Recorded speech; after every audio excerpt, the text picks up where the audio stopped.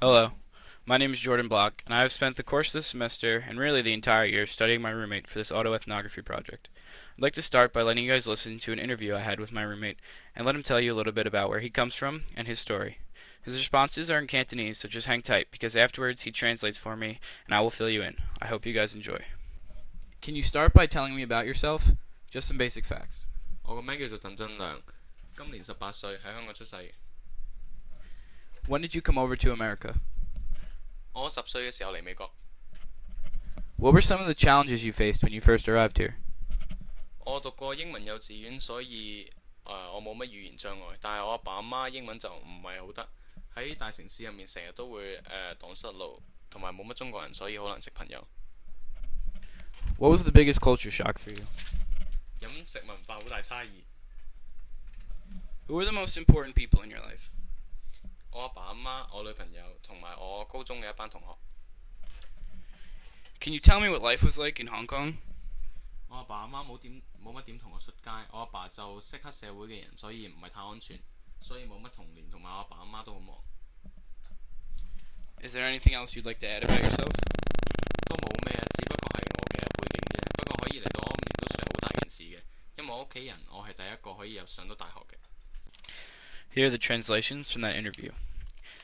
I asked him if he could start by telling me something about himself, just some basic facts. His response was, "My name is Sun Leong Tang. I'm 18 years old and I was born in Hong Kong." I asked him when he came to America. His response was that he came over when he was 10. I asked him what were some challenges that he faced when he first arrived. He told me that he went to an English elementary school, so the language barrier wasn't there for him, but his parents' English wasn't great. He was pretty lost in the big city. Living in Brooklyn, there wasn't many Chinese kids in the area, so it was tough for him to make some friends. I asked him what the biggest culture shock was for him.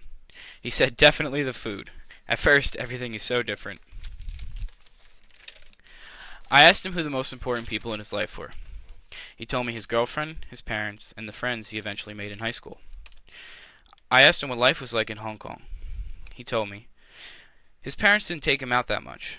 His father knew people in the triads, which is the Chinese mafia, and it just wasn't safe.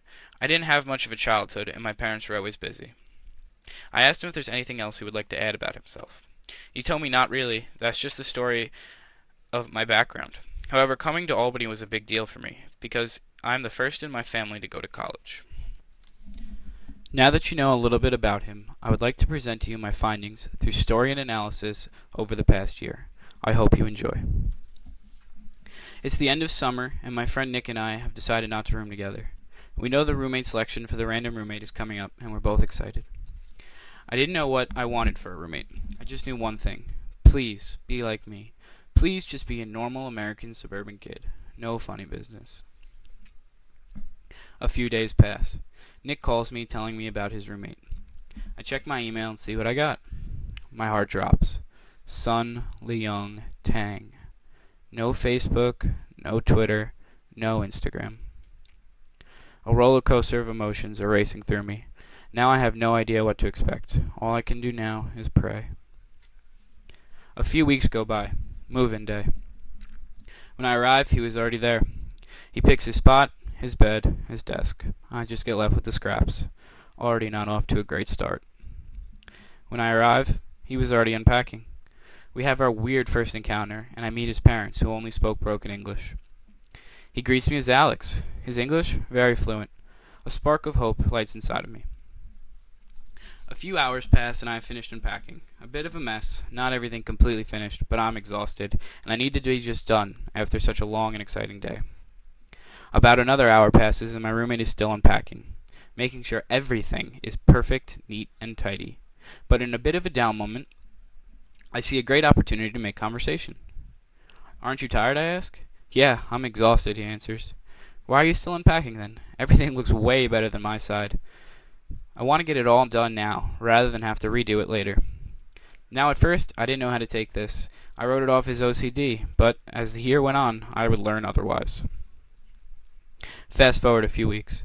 Me and my roommate are much more acquainted now. However, yet to go out together. At this point, I have learned that my roommate has some way different values than I. For example, He is more about schoolwork and being well prepared, rather than finding a balance between planned cramming and going out with friends. He spends most of his time either talking to his girlfriend or watching Chinese dramas. He's also into gaming. Finally, something I can relate to him on, but more to that later. A couple months pass, business as usual.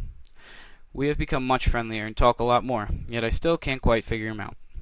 Finals are coming up, and he's already been preparing for weeks. This is a huge factor in my findings, but I'll analyze this later. Back to the story. It's a late night, around 11 or 12, and finals are a few days away. It's crunch time. He suggests we get some energy drinks. Finally, here's my chance to do something with him. I suggest we walk to the gas station behind Indian Quad. We invite our suitemates and they agree. A few moments pass, and me and my two suitemates are in the common area ready to go. But where's my roommate? I open the door and he's putting on layer after layer, making sure he has everything he needs. I ask what he's doing, and he says he'll be ready in a sec. I hang out by the door, and finally, he's ready. He walks over to his desk and grabs a scissor, slips it right into his pocket. What the hell are you doing? I ask him. What? He says, clearly confused. The scissor? You never know what's going to happen, he responds. And right then, it hit me. How his background and culture is so different. So much mistrust of the world and his overpreparedness for everything. That truly was my epiphany moment to figuring him out. My thoughts are broken by my suitemates. Hurry up, ladies, they scream. And we head out the door on our way. We're now into the next semester. We both come back from a long day of class. I'm starving, I tell him, and he agrees.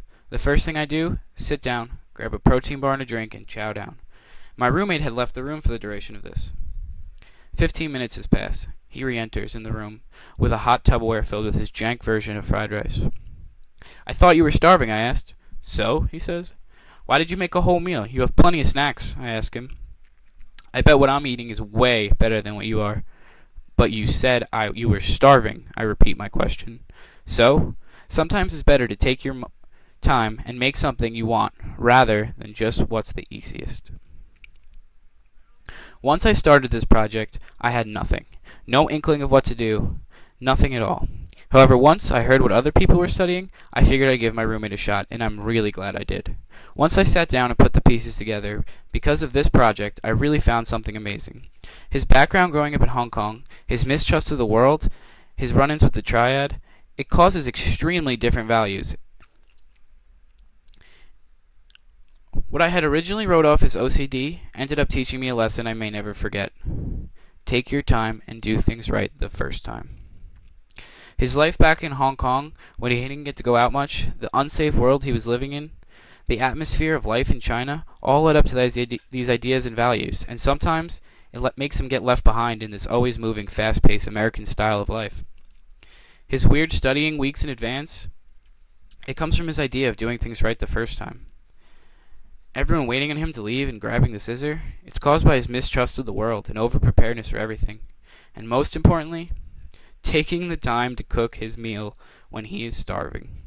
This comes from everything. It's his connection back to home. It's his Chinese roots. It's his favorite meal to cook for his parents. It's his idea of taking your time, making it worth it. And finally, his idea that sometimes you just need to slow down and get it right the first time.